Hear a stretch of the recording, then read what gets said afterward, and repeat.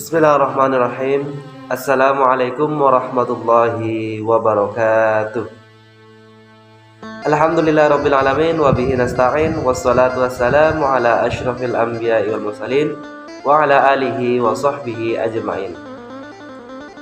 Alhamdulillahirabbil alamin. Bagaimana kabarnya anak-anakku sekalian? Alhamdulillah pada kesempatan kali ini pada hari Jumat seperti biasa. Pada hari Jumat insyaallah Pak Fahri insyaallah akan menyampaikan KTI, kisah teladan Islami. Oke, pada hari ini Pak Fahri akan mengisahkan tentang manusia yang sangat luar biasa sekali, manusia yang patut kita contoh, kita teladani perilakunya mulai dari bangun tidur sampai tidur lagi. Siapakah beliau? Adalah Nabi besar, Nabi agung, Nabi Muhammad sallallahu alaihi wasallam. Allahumma shalli ala Muhammad. Jawab ya. Allahumma shalli alaihi. Jawab. Oke, Pak Fahri akan menjelaskan tentang sekilas bagaimana beliau itu, keteladanan beliau di masa kecil, masya Allah. Jadi Nabi Muhammad sallallahu alaihi wasallam merupakan Nabi akhirul anbiya, nabi akhirnya para nabi. Jadi tidak ada nabi setelah beliau. Beliau adalah utusan Allah yang terakhir. Beliau merupakan nabi yang sangat luar biasa, diutus oleh Allah untuk memperbaiki akhlak. Sangat luar biasa. Laqad kana lakum fi Rasulillahi uswatun hasanah. Sungguh pada diri Rasulullah ada suri tauladan, contoh yang baik bagi kita semua. Ada uswatun hasanah. Jadi kita harus mencontoh dari Nabi Muhammad SAW.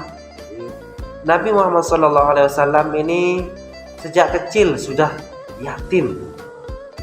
Jadi Nabi Muhammad itu bahkan dalam kandungan sudah ditinggal oleh ayahnya. Siapa nama ayahnya, Pak Fahri? Namanya adalah Abdullah. Jadi Abdullah ini ayah Nabi Muhammad meninggal ketika Nabi Muhammad itu dalam kandungan, sehingga ketika beliau lahir Nabi Muhammad dalam keadaan yatim, tidak mempunyai bapak. Bahkan ketika Rasulullah SAW itu berusia 6 tahun, beliau ditinggal oleh ibunya, yaitu Ibu Siti Aminah. Tapi walaupun Rasulullah SAW ditinggal ayahnya, ditinggal ibunya dalam keadaan yatim piatu, tidak mempunyai orang tua, tapi beliau itu sangat luar biasa. Beliau itu sangat mandiri, semua dikerjakan itu sendiri. Sejak kecil beliau tuh mengembala kambing, ikut berdagang bersama pamannya Ali bin Abi Thalib. Sangat luar biasa sekali. Bahkan Rasulullah SAW ini sejak kecil oleh orang-orang Arab itu diberi gelar. Apa gelarnya Pak Fahri? Itu gelarnya Al-Amin. Gelar Al-Amin itu apa artinya Pak Fahri? Jadi gelar Al-Amin ini diberikan oleh Rasulullah SAW karena beliau itu sejak kecil itu dapat dipercaya. Dapat dipercaya oleh orang Arab, orang-orang sekitar, masyarakat sekitar, karena Nabi Muhammad SAW itu sudah jujur, dapat dipercaya, tidak pernah berbohong. Nah, itu karena itu Nabi Muhammad SAW mendapat gelar Al-Amin. Jadi Pak Fahri harapkan siswa-siswi sekolah alam Hafizena Malang itu mencontoh, meneladani apa yang dilakukan oleh Rasulullah SAW.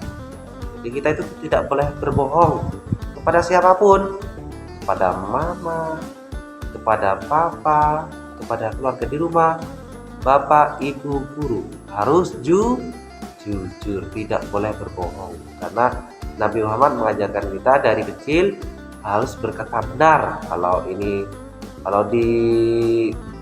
Kalau ditanya oleh Pak Fahri, ditanya PR-nya apa sudah, apakah sudah melaksanakan tugasnya, sudah sholat duha, sudah sholat subuh, maka jawabannya harus jujur, sudah Pak Fahri. Ya itu. Apalagi kalau ditanya oleh mama sama papa di rumah, apakah sudah melaksanakan mengaji? Sudah mama, papa. Oh, pintar sekali ya. Selanjutnya Rasulullah SAW itu dari kecil itu sudah mandiri. Nah, begitu juga saya minta untuk siswa-siswi sekolah Alam Absena Malang itu mandiri. Contohnya seperti apa Pak Fahri? Contohnya seperti kalau kalian bangun tidur, maka kalau kamarnya kotor dibersihkan, kasurnya berantakan maka dirapikan. Nah, itu salah satu perilaku mandiri. Jadi Rasulullah SAW itu sejak kecil itu sudah mandiri. Semua itu dilakukan sendiri. Apalagi Pak Fahri ya, contohnya kalian sarapan, mama sudah memasakkan, sudah ngasih cemilan makanan, maka sudah sarapan atau makan siang itu jangan lupa itu dicuci sendiri piringnya. Nah, itu ya pintar sekali ya. Pak Fahri yakin kalian pasti bisa, harus bisa. Tuh, jadi kita harus mencontoh perilaku Rasulullah SAW tadi, jujur, mandiri, dan harus bersifat akhlakul karimah.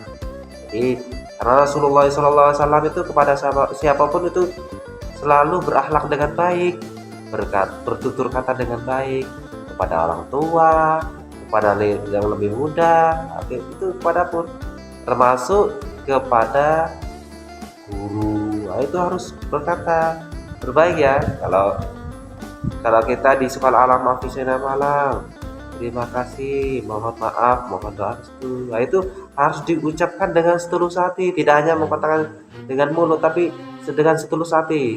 Pak Fahri, saya mengucapkan mohon maaf ya, mohon maaf, mohon doa restu, terima kasih banyak, dengan disampaikan dengan setulus hati.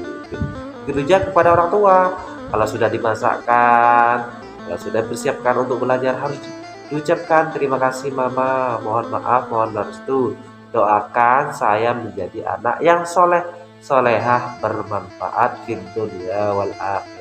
Oke, Pak Fahri yakin kalian semua hebat-hebat, semua dilakukan mandiri. Oke, sekian dari Pak Fahri. Wabillahi taufiq. Wassalamualaikum warahmatullahi wabarakatuh.